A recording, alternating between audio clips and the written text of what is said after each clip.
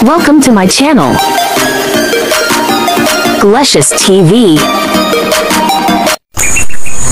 Guys, malalaki na po ulit ang talong ko. Kukuha na ulit tayo for harvest na po ulit ito. At yung isa po ay iiwan natin kasi gusto ko siyang gawing binhi na. So, para may kasunod na po na pananim ang ating mga talong. So, ayan. Yan, ito. Gagawin ko na tong binhi kasi malaki siya. Ang ganda. Ibinhiin ko na siya para may sunod. So, gagawin ko to 1 meal. So, tortang talong. At ito ay kasyang-kasya na sa amin kasi tatlo lang naman kami kumakain. So, ito na po yung ating talong. So, naihaw na po natin siya. Itim na yung pinakabalat niya. Kapag kasi sobrang itim na ng balat sa pagkakaihaw, mas mabilis pong matanggal yung mga balat. Pero kung yung balat po ay hindi po maganda, ang naging uling, ang pagtatanggal po ng balat ay mahirap, nadadala yung laman. Okay, let's prepare for beating. Nandito na po yung egg, talong na binalatan, and yung mixing bowl. Okay, beat na po natin yung egg na may mga seasonings na paminta, salt, and etc. And then, ito naman po ang talong natin. Na-check na natin kung meron siyang uod o wala. So, wala naman po siyang insects. Okay, dahil na-check na natin, so ilagay na natin sa mixing bowl at i-dip na po natin siya sa Mix-X. And then, ready to fry na po siya.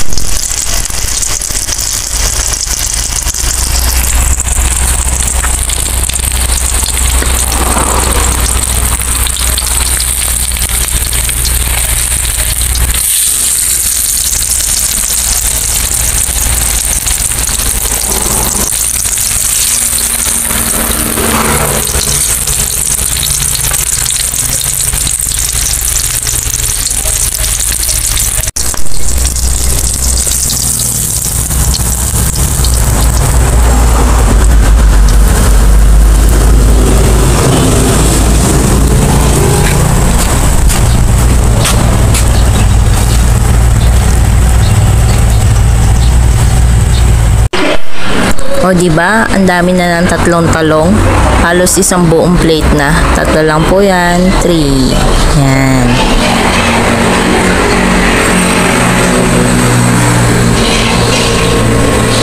Hey Mom, hey niece. We gotta eat lunch. Yeah, we wanted to wish you well on your first day.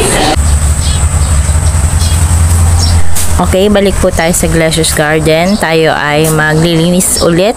So, ang lilinisin naman po nating area, ito namang banana area, banana plantation area dito sa Glecious Garden.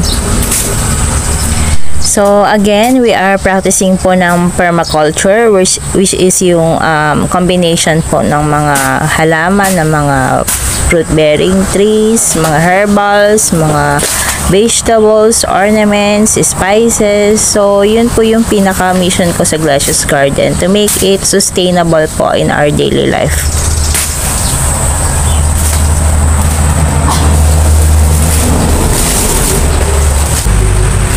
Yan, na-cleared ko na po ito. So, maganda na tingnan. Yung kabilang part naman po yung sunod.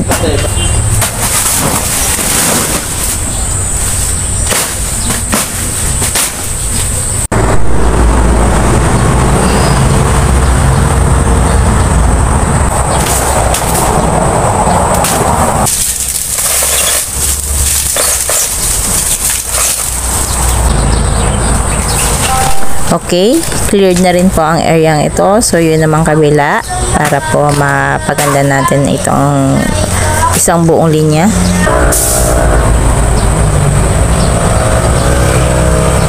So, last one na po. Itong area ito, medyo dulo ang part na i-clearing natin.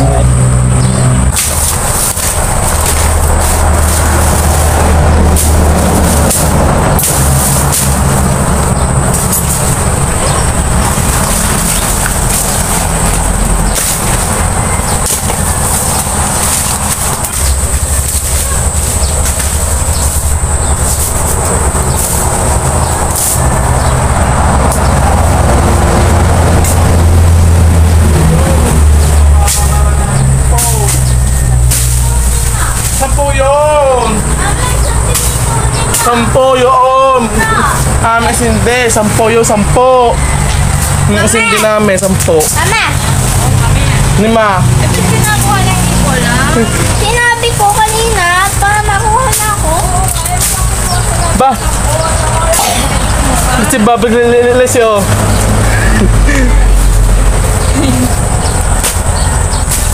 Hey guys, Vlog. ako na naniyog na sa tasa gabi. Dito doon na. Bye, mauna na.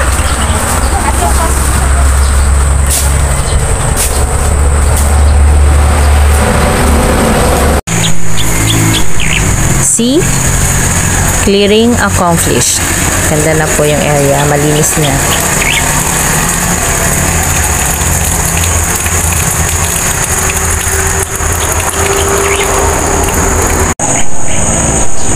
Sa area pong ito, makikita rin natin ang bundok ng Halcon dito sa Oriental Mindoro, ang pangalawa sa pinakamataas na bundok sa buong Pilipinas.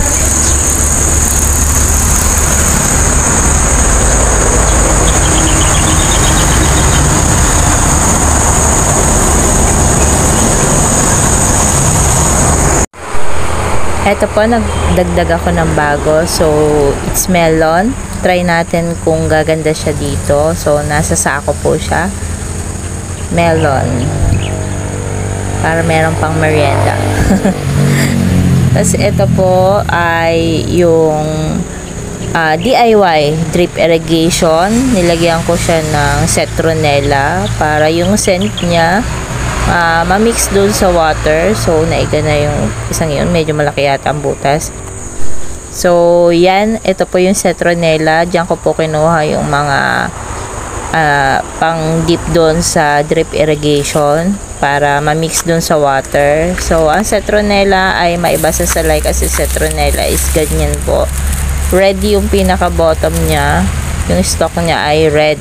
Ang salay ay kulay puti. So, citronella, yung scent niya ay nakaka-less ng insect. This one naman po is yung mga banana peel.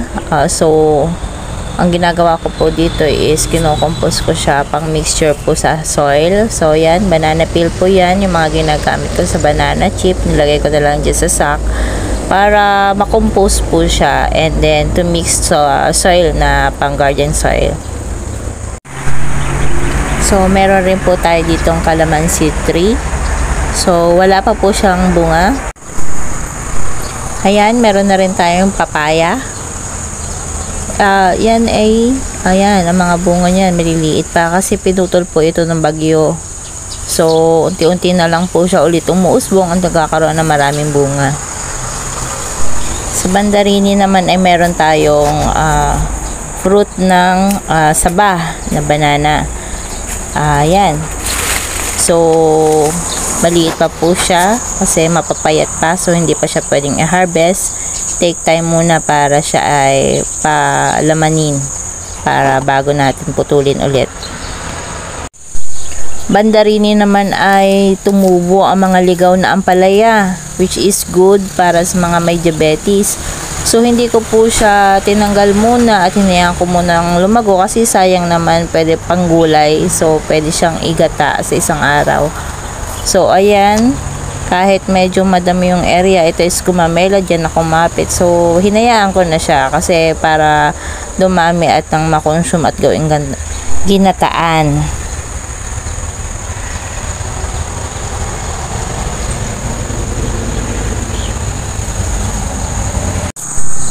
So, may nasilip rin po akong puso. So, sa isang araw, mga igulay na rin po yan.